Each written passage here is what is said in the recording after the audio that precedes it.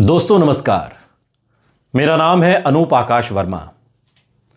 उत्तर प्रदेश में 2027 के विधानसभा चुनाव के लिए अभी से सारी चीजें सेट होनी शुरू हो गई हैं।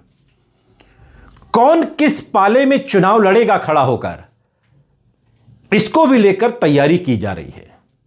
पिछले विधानसभा चुनाव में जहां पश्चिमी उत्तर प्रदेश के जाटलैंड के सबसे बड़े नेता अजीत सिंह के साहिबजादे जयंत चौधरी अखिलेश यादव के साथ थे, तो इस बार वो बीजेपी के साथ हैं। सवाल यह है कि जाटलैंड में सेंध कैसे लगे, अखिलेश यादव क्या करें कि जाट उनके साथ हो जाएं।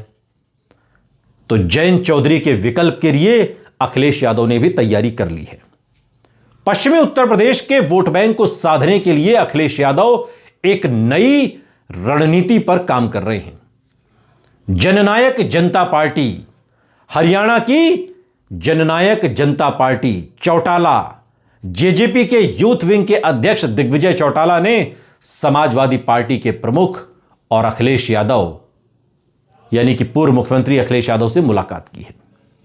1.5 घंटे तक चली इस बातचीत को राज्य की सियासत के लिहाज से बहुत महत्वपूर्ण माना जा रहा है।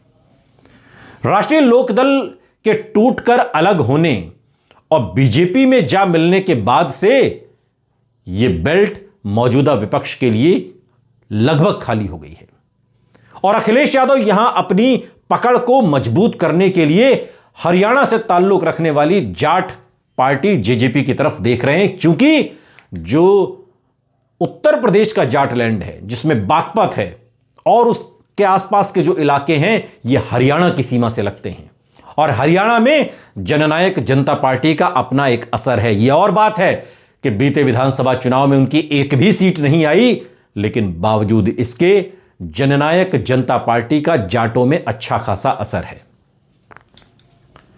तो क्या समाजवादी पार्टी आरएलडी की काट ढूंढ चुकी है? आज के इस वीडियो में हम आपको समझाने की कोशिश करेंगे कि उत्तर प्रदेश के पश्चिमी उत्तर प्रदेश में जिस जाटलैंड पर चौधरी अजीत सिंह की तूती बोलती थी, जयंत चौधरी का झंडा गड़ा हुआ है, उस जाटलैंड में जननायक जनता पार्टी के लिए कितना स्कोप है और अखिलेश यादव के सहारे यह उम्मीद कितनी बढ़ जाती है। दरअसल उत्तर प्रदेश में 2027 में होने वाले विधानसभा चुनाव के लिए सभी सियासी पार्टियां अभी से ही कमर कसने लगी हैं। खासतौर से समाजवादी पार्टी मौजूदा समय में अपनी रणनीति लगातार बदलती हुई नजर आ रही है। पश्चिमी उत्तर प्रदेश सियासत के लिहाज से काफी महत्वपूर्ण माना जाता है। राष्ट्रीय लोकदल के एनडीए में जाने के बाद से समाजवादी पार्टी खुद को वहां पर कमजोर महसूस कर रही है। शायद यही वजह है कि समाजवादी पार्टी उस कमी को पूरा करने के लिए एक नया रास्ता तलाशने की पूरी कोशिश करती हुई दिखाई देती है। जननायक जनता पार्टी के यूथ विंग के अध्यक्ष दिग्विजय चौटाला से अखिलेश यादव की मुलाकात इस बात का संकेत है कि आरएलडी से होने वाले नुकसान की भरपाई का एक विकल्प तलाश लिया गया है और अभी से ही समाजवादी पार्टी के राष्ट्रीय अध्यक्ष अखिलेश यादव जगह जगह इलाकों में क्षेत्रीय दलों पर अपने असर को डालने की कोशिश कर रहे हैं।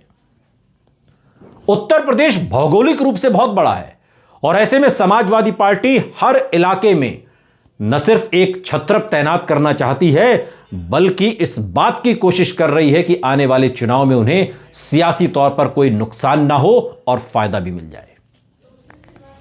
हालांकि चुनावी नतीजे इस बात को ज्यादा स्पष्ट करेंगे कि समाजवादी पार्टी का यह प्रयोग कितना सफल हुआ, लेकिन सियासत में प्रयोग बनता है। 2024 के लोकसभा चुनाव में समाजवादी पार्टी का प्रयोग सफल रहा, पीडीए सफल रहा और शायद इसी वजह से समाजवादी पार्टी उत्साह में है।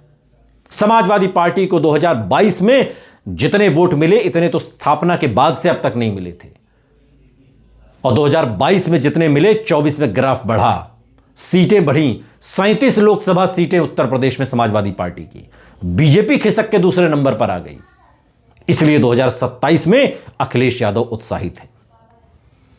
उत्तर प्रदेश में जाट समुदाय लगभग 2% है, लेकिन पश्चिमी यूपी जिसे जाटलैंड कहते हैं उसमें उनकी संख्या 15 से 20% के बीच हो जाती है, जो लोकसभा और विधानसभा सीटों पर निर्णायक भूमिका निभाती है। कुछ क्षेत्रों मसलन बागपत की बात की जाए, मुजफ्फरनगर, शामली, मथुरा, सहारनपुर, ये वो जिले हैं जहां पर जाट वोटर 15 से 20% तक पहुंचते हैं।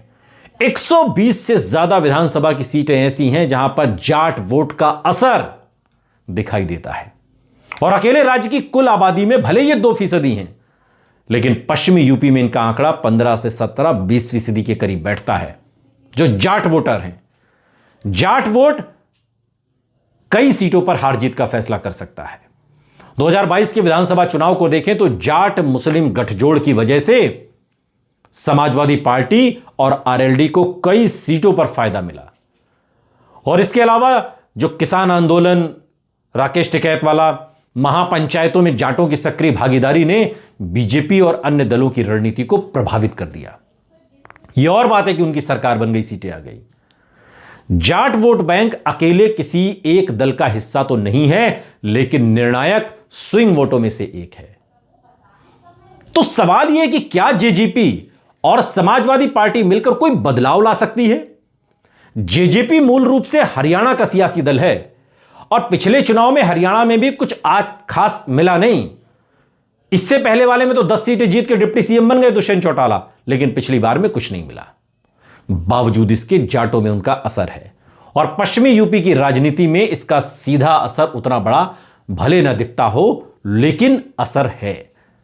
यह असर आरएलडी जितना नहीं है, लेकिन जितना आरएलडी या सपा का असर था उससे कम भी जेजेपी और सपा का नहीं होगा।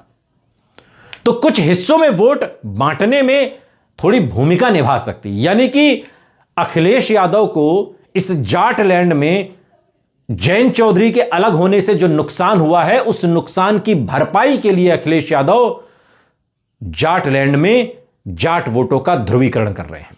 इसे ऐसे समझिए, यानी कि जो जाट वोट जयंत चौधरी के साथ जाते, उसमें जेजेपी की एंट्री करा के उसको विभाजित कर देंगे, यानी कि खुद को फायदा भले कम हो, सामने वाले का नुकसान ज्यादा होना चाहिए। यह भी एक रणनीति होती है चुनाव में, खासकर वहां जहां जाट और ओबीसी निर्णायक हैं।